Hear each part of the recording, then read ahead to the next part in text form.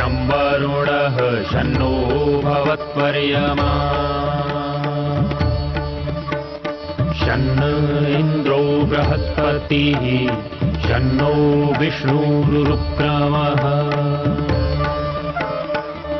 ॐ शान्ति शान्ति शान्तिः।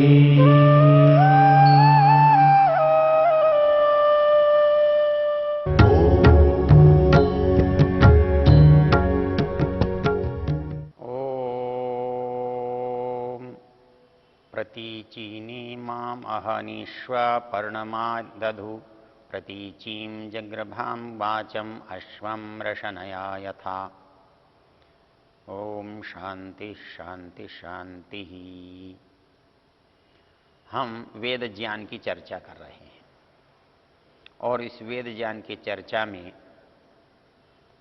हम दशम मंडल के 18वें सूक्त को अपनी चर्चा का केंद्र बनाकर बात कर रहे हैं और उसमें भी जो अंतिम मंत्र है 14वां मंत्र है उसकी बात कर रहे हैं और इस 14वें मंत्र में इस मनुष्य की वास्तविक मृत्यु क्या है उसकी बात कर रहे हैं।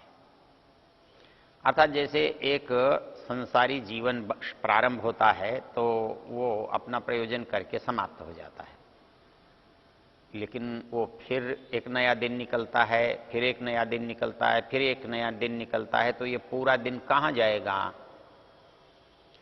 क्योंकि एक सवेरा एक शाम की यात्रा का प्रतीक है। लेकिन यदि फिर अगला दिन निकल आया तो फिर उससे अगला निकल आया तो फिर ये 1 2 3 4 ये दिन है, ये कौन सी यात्रा है? यदि एक जन्म जो है वो मृत्यु का स्थान है, दूसरा जन्म है फिर मृत्यु का स्थान है, तीसरा जन्म है फिर मृत्यु है, तो ये एक के बाद एक होने वाला जन्म और एक के बाद एक होने वाली मृत्यु, ये भी तो एक यात्रा है। जब ये भी एक यात्रा है तो इसका प्रयोजन पता होना चाहिए। हम एक दिन की यात्रा से एक महीना पूरा करते हैं और महीनों की यात्रा से वर्ष पूरा करते हैं, वर्षों की यात्रा से जीवन पूरा करते हैं। यहां तक तो यात्रा हमारी समझ में आ रही है, लेकिन हमारी एक जीवन के बाद, 2 जीवन के बाद, 3 जीवन के बाद ये जीवन की यात्रा क्या करेगी?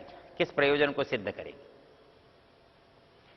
1 घंटा दिनों को पूरकता है, दिन महीनों को करता है, महीने आयन को करते हैं, आयन संवत्सर को करता है। तो बात तो वहां आनी चाहिए जहां लौटकर फिर वहीं आ जाए। यदि मैं मर गया और मरकर बात वहीं समाप्त हुई तो यात्रा बनेगी ही नहीं। मैं यहां तक गया तो ये मेरा प्रयोजन तो पूरा हो गया। एक बात पूरी होते ही अगली दूसरी बात प्रारंभ होनी चाहिए, नहीं तो ये बात अधूरी की अधूरी ही रह जाएगी। पूर्णमदः पूर्णमिदं पूर्णात् पूर्णमुदच्यते पूर्णस्य पूर्णमादाय पूर्णमेवावशिष्यते। आप इस संसार में जितनी भी चीजें हैं उनकी संपूर्णता को आप देखें तो संपूर्णता पर वो समाप्त नहीं हो जाती, संपूर्णता पर विराम नहीं लग जाता। हर संपूर्णता नए की भूमिका बन जाती है और एक नया क्रम प्रारंभ होता है जो फिर जाकर संपूर्णता की ओर आता है। तो वैसे ही ये कह रहा है कि हमारा जो जीवन है, ये जीवन भी 1 के बाद 2 के बाद 3 के बाद बार बार मिल रहा है, तो ये लगातार वैसा होना ये एक यात्रा है और ये यात्रा प्रयोजन के बिना पूर्ण नहीं होती। वो प्रयोजन क्या है? तो ये कहता है प्रतीचिम वाचम अग्नम रशनया यथा। तो कहता है जैसे कोई शस्त्र है वो अपने लक्ष्य पर जाकर लगता है। प्रतीचीने माम आहनिष्वा पर्णमिवादधु। तो ये जो मेरा संबंध है उस पत्र के साथ होने का, पत्र के द्वारा धनुष के लगने का, प्रतीचीम जग्रभा वाचम अश्वम रशनया यथा, तो उसका जो प्रयोजन है वो कैसे पता लगेगा? तो ये कह रहा है कि उसका प्रयोजन है अंतिम, जहां वो चीज उससे अलग हो जाती है, अर्थात संसार से जीव का अलग होना, इस यात्रा का वहां जाकर पूर्णता होना। तो कहता है ये पूर्णता तो हो जाएगी, लेकिन वो पूर्णता आएगी कैसे?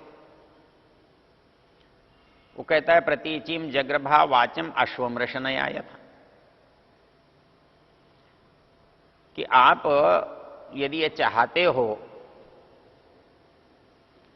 कि कोई बात आपके लिए ठीक हो जाए, तो आपको जो ठीक कर सकता है उसके अनुकूल होना पड़ेगा, उस तक जाना पड़ेगा, उसको प्रसन्न करना पड़ेगा।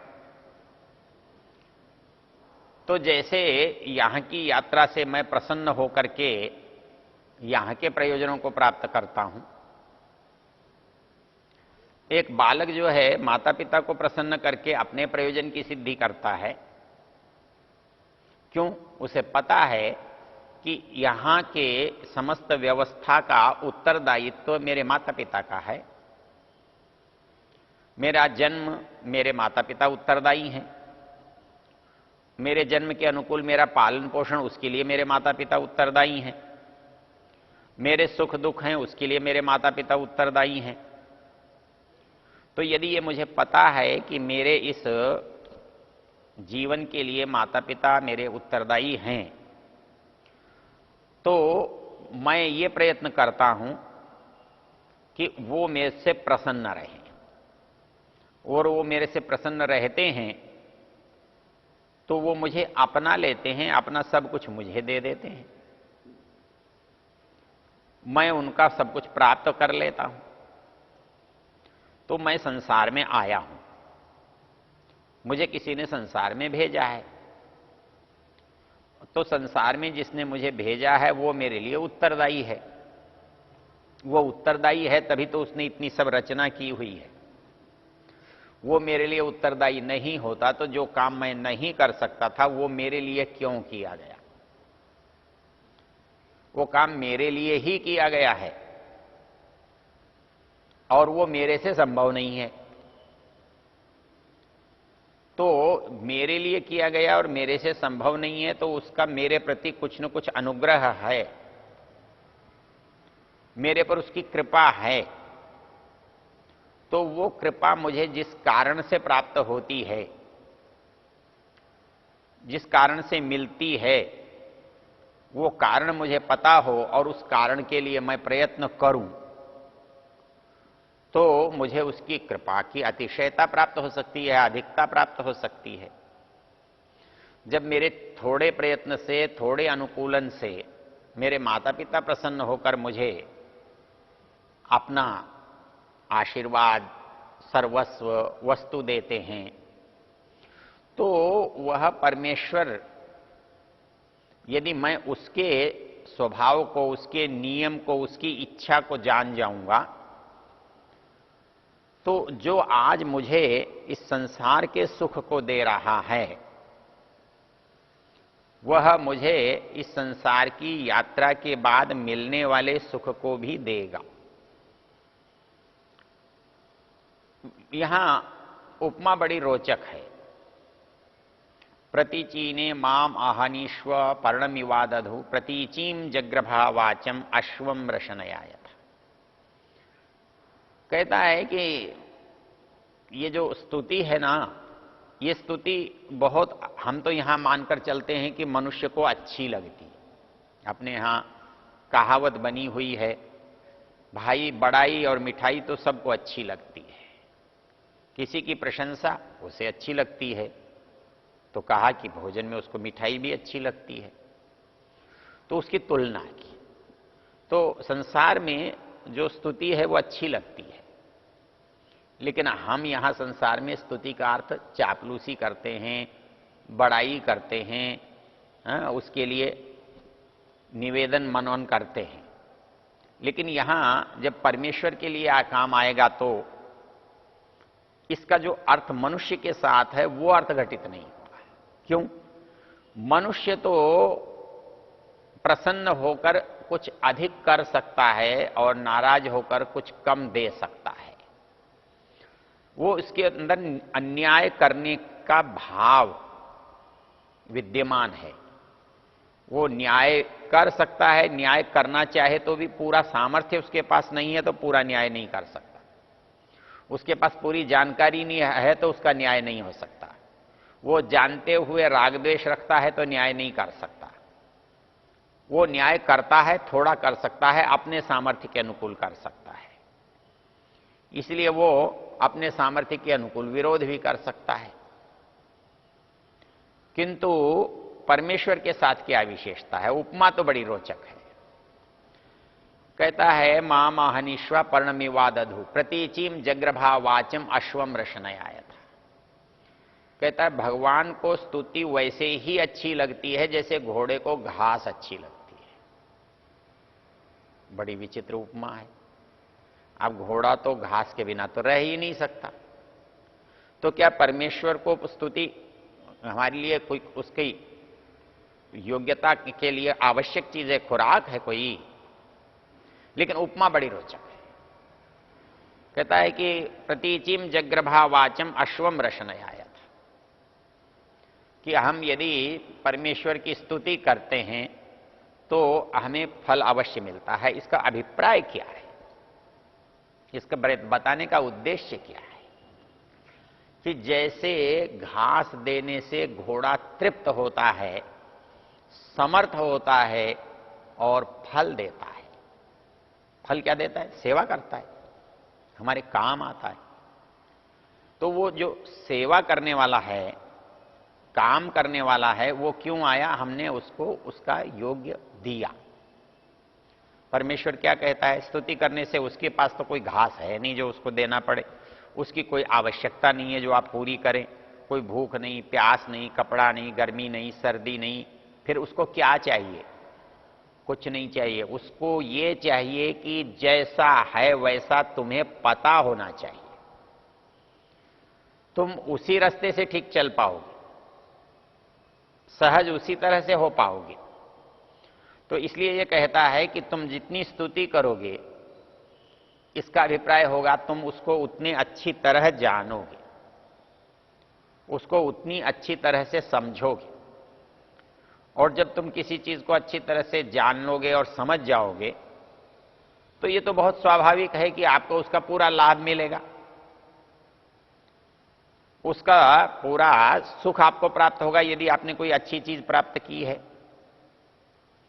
तो मंत्र में जो बहुत वैशिष्ट्यपूर्ण कथन है, ये वैशिष्ट्यपूर्ण कथन ये कह रहा है कि परमेश्वर के लिए जो हम एक प्रयोग करते हैं, ऋते ज्ञाना न मुक्ति, अर्थात ज्ञान के बिना मुक्ति नहीं है।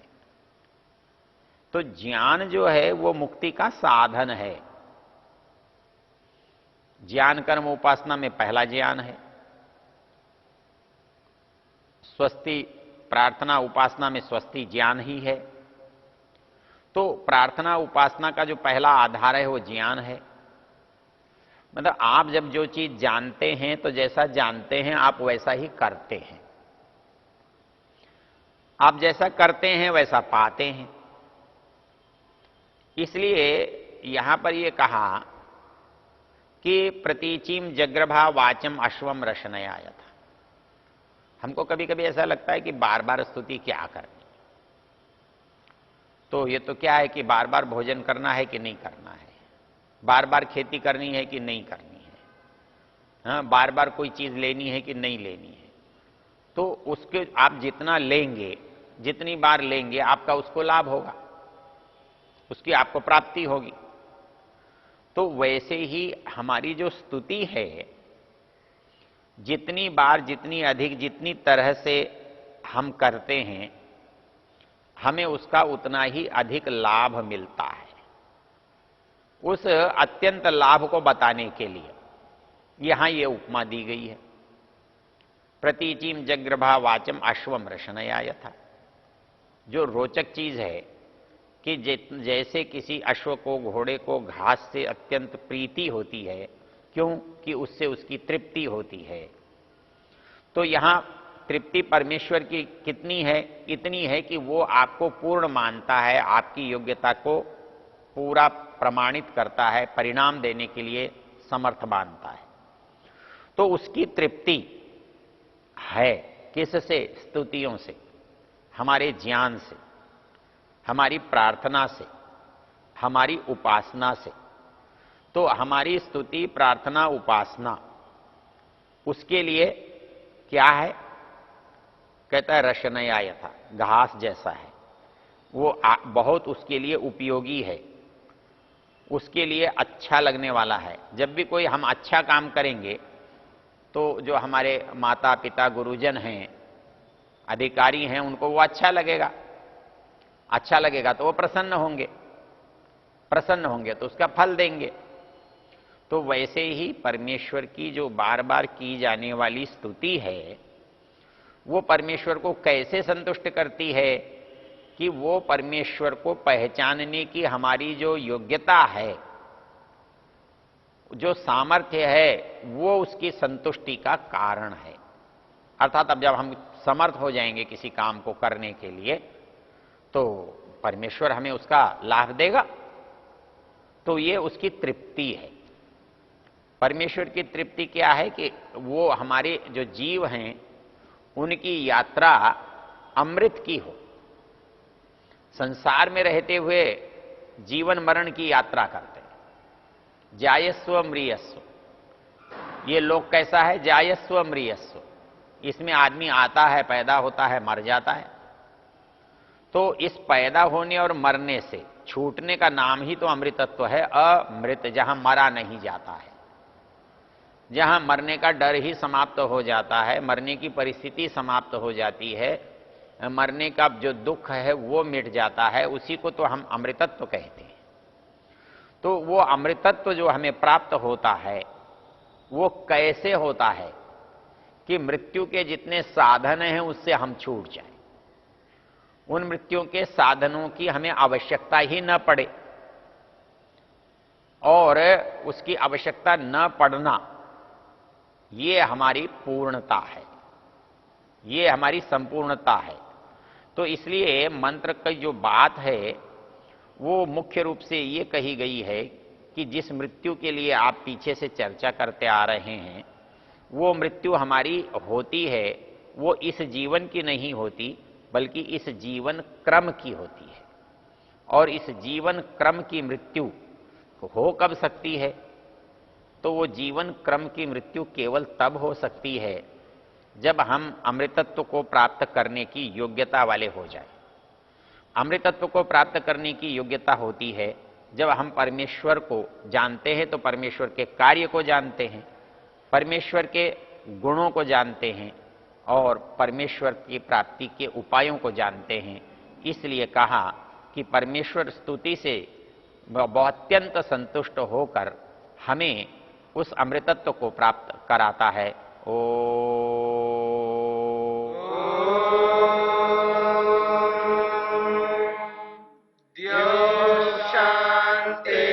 शांतिरंतरिक्षं शांति पृथिवी शांतिरापः शांतिरोषधयः शांतिः वनस्पतयः शांतिर्विश्वे देवा शांतिर्ब्रह्म शांति सर्वं शांति शांतिरेव शांति शांति